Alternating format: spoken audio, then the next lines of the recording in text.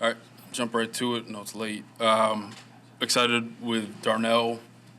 Um, a player that we can add to our offensive line and continue to get better up front. Big, athletic guy, physical.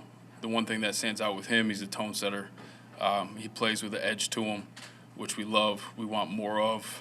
So he's definitely going to add that to our front. Versatile guy. He can play left, right. He's played guard before as well. This was a really cool experience to go through with him. We had him at the Senior Bowl, really stood out there. Brought him in for a combine interview, did a really nice job there. And then we had his private workout that Simo and I went down and worked him out, which was a really big piece. There's an attitude, there's a mental toughness that you have to play this game. With him, I kind of joke around. We brought him to deep water to see if he could swim or not, and he accepted the challenge, and he showed us the grit and the mental toughness to be able to fight through fatigue and all of those things that we look for. So it was a really good experience from start to finish. A guy that we were comfortable with as being the top tackle in the draft, so we're pumped about that. So I'll open up the questions. Ryan, could you share a little bit more specifically about the workout and what all you pushed him through and what jumped out at you? Yeah, so we spent about a good hour. This was the Saturday before Easter. He had gone on visits the entire week. He had been here. And what we wanted to do is, one, have him on his turf where he's nice and comfortable, put him on the board, install a bunch of run and pass plays, erase it, go over some different concepts, things that we do here, go back, have him regurgitate it, teach it back to us. And we really talked about details, very, very detailed in terms of what's your aiming point. What do we do if things change, the front changes, the linebackers move. And he showed the ability to adapt and learn really, really fast, which was good. After that, we brought him outside, warmed him up, did about an individual, got him fatigued. And then he'd get up to the line of scrimmage, and we had a couple guys there. Simo would call out the play and then change it last second to see if he had the mental quickness to change and adjust. We did that for a while, started breathing heavy. We basically put him through a conditioning drill for about 5 to 10 minutes, like up, downs, all that stuff. Back, he'd huddle with me. He'd go up to Simo, same thing, and we just would trigger and got him exhausted, and the kid had no fight in him. His body language was excellent, and he stayed aggressive, finished. Again, that attitude that we're looking for up front. So really good experience, hands-on. Again, you're always looking to be convicted about things, and that was that final box we were able to check and feel good about it. I know you mentioned his versatility, but do you ideally see him as trying out for the starting right tackle of this team? Is that the ideal fit for him? Yeah, I think, we talked about this last year. It's like, how can you put the best five together? So if that's right tackle, it's right tackle. We'll compete, keep it open, and, whatever that front five is, that's what we'll roll with. Today, it's hard to just put him in one spot and say, hey, you've earned your job and all that. He's got to come in and earn it like everybody else. Is Braxton Jones locked in as your left tackle? Is it his job to lose Yeah. going forward? So, this is the league now. You got to compete every year when you come in here and earn your job. So, I'd say he's done a really good job to deserve that.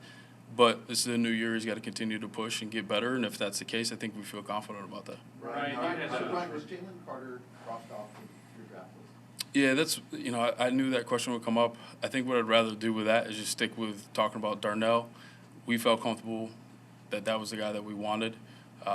Even though Philly, we did the swap with Philly, we felt really good about that. When you did the swap, did you have a pretty good idea who Philly was going for? Yeah, I wasn't going to take the chance to miss on Darnell, so we knew, had a good sense of it, so we were good with it. Was Philly the only team that called at 9? There's another team. It didn't get too heated up, and it was in a spot where I had a really good sense that Darnell would be at risk to be gone. So. Were you close at any point? What type of workout that you usually do with a lot of guys when you do visits like that, or was there something special about Darnell that you wanted to see how he would respond? Yeah, there's times it's the exposure. I was at different ones. I got my eyes and hands on different players. this one we saw at the Senior Bowl, but we just wanted additional work to feel convicted about it.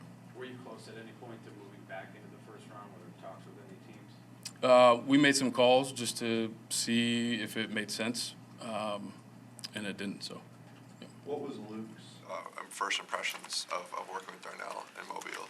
He loves them.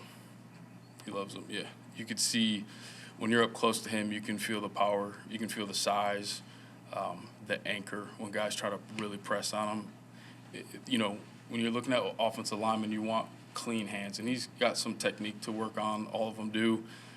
But the one thing that I look for is if you miss with your hands and your technique's a little bit off on a certain play, and you still have the ability to anchor up even when you're wrong, you can win when you're wrong. That just shows you what he's got in his body. So for us, if we can clean, you know, those little details up, hand usage, angles, things like that, pad level, we think the sky's the limit for him. Ryan, you said that Darnell's a tone setter. What Yeah. is the tone you want him to set? He's a nasty dude who, when you watch the tape and be like, all right, we got to play the Bears next week, you go, okay, like this is gonna be a long day. Carter was not just another red flag player. I mean, he was considered by some the top player in this entire draft, and as a three technique was, you know, played the kind of position that Eberflus craves. Is it fair to say that character played a role in not getting him? Yeah, I won't comment, like I said, specifically on him, but character is always going to be important for us. What sense do you have of tomorrow and who's still available? Yeah, it's going to be interesting. You know, we're going to get back in the room here for another hour or so and see what the numbers look like. You know, there's some percentages that we can play to see how many guys are left in a certain area that, you know, what's the likelihood that they're there if we sit, or do we have to move to feel a little bit more comfortable about that? So I say there's a chance we can move up. There's also a chance, you know, we can move back a little bit too. I know you guys gamed out, you know, how the first round would go 1,000 times. Yeah. How did it go compared to what you thought? Really close. What was different? Like creepy close. Really? And we did it last year, and I was like, okay, that's kind of cool. And I don't trust it. I'm like, this is not going to happen. And it happened again. So. Did the Texans go in 2 answers? No, it doesn't. Like, it doesn't always like do it by team. It's like where players go in ranges. Yes. I know there's a lot of work to fill the best five in the offensive line, but how do you view that group now and kind of where it's going to protect Justin and to form this offense? Yeah, I think they did a nice job taking a really good step in the run game. That was part of our identity. I thought we did a really good job of that. But, you know, when you talk about pass pro, this is another guy that I think can help us protect even better. You know, like I talked, the anchor is important. With Justin, guys rush a certain way. So you want to try to keep the pocket nice and wide and obviously as deep as well. But we just think we can take the next step in pass pro as well and continue to grow in the run game and be balanced. You spent time with some of the other top offensive line prospects to make Wright the second offensive lineman taken. What set him over the edge versus the other ones that were available to you at not? He's got, you know, I mentioned the tone setting, the nasty mentality that you look for. That probably set, you know, him apart. I think, like I talked about, the anchor was a big one. It's critical. The combination of size and athleticism together was another part that made us feel really good about it. How challenging is that, though, kind of making sure you're right in what sets a player apart, making sure, you know, you have conviction that he is the guy you want over these other offensive linemen? How important is that? Like, just how difficult is it to try to decide that and sort of know you're right with it? Oh, yeah. You got to trust, you know, historically the guys that you've seen before. You got to trust, you know, the mental part of it too, that they can learn. But it's a really cool process, and it's tight. I mean, sometimes it's really close, and in this case it was. But I just think the way this kid plays, it took him just a notch above the others. Brian seemed pretty excited about his union with Chris Morgan. You guys have spoken very highly of Chris. What excites you about pairing the two of them together to get the most out of what you just picked? Yeah, I think, you know, I'd say with anything, you know, compatibility is important. You can feel that when you're around certain people. There's a connection there. that happened pretty quickly, which is cool. I think the other thing too is what we all feel in relationships. It's trust. Like, do you trust them? Is someone telling you? Are they being authentic? Are they being real?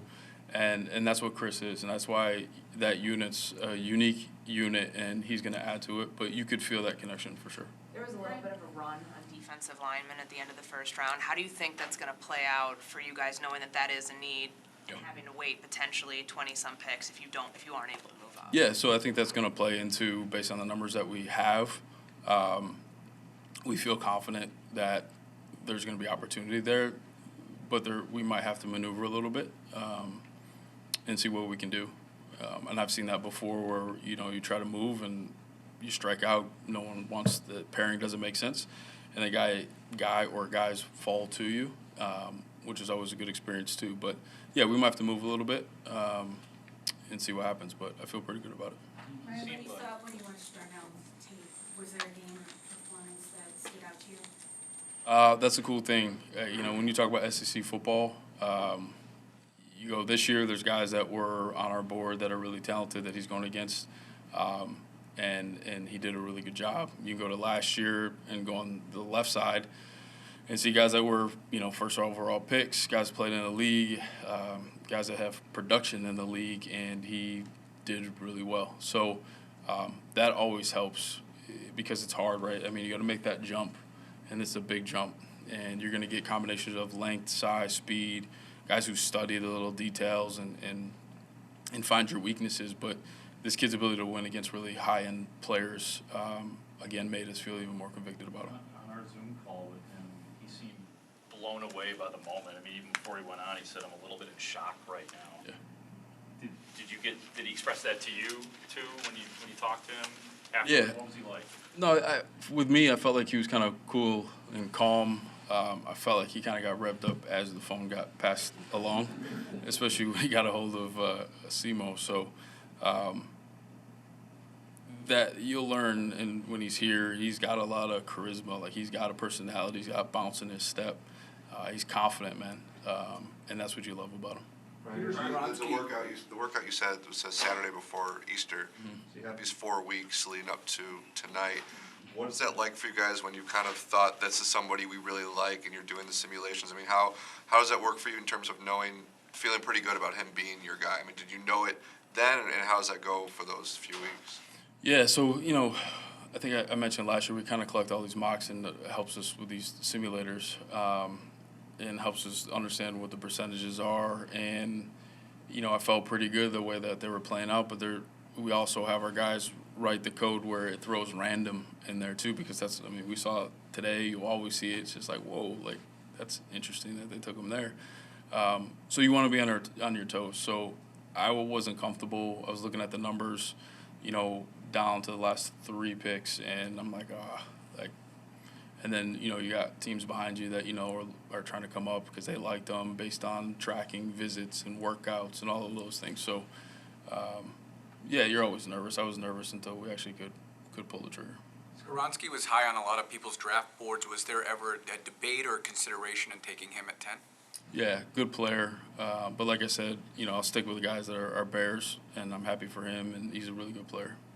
How many people talk to him probably? He's passing the phone down. Mm-hmm. How many people actually jump on the horn with him? Yeah, most of our offensive staff, obviously, Flus is next to me, so I handed it to him. I think Kevin jumped on and then handed it to Simo and Getsy, and it keeps going down the line. So, yep. Ryan, do you usually go with assistant coaches for workouts? No, this was the first one. It's in my background, right? So it's like, I'm not going to sit here and hang out and watch the video. I want to go put my hands on guys and be around them, and I want to feel the person. So we jumped on a little small plane, United plane with, first class or anything like that. We jumped on, we did it, and the cool thing with those visits is, like, Simo and I had some, like, really good conversations and got to know each other, even more than what we did, and so all around it was a really good trip. Do you channel your inner O-line coach while you're out there? Are you doing instruction? No, I let Simo do that. I'm not an O-line coach, never have been. Obviously, been in the room before, but no, we lean on Simo and our coaches.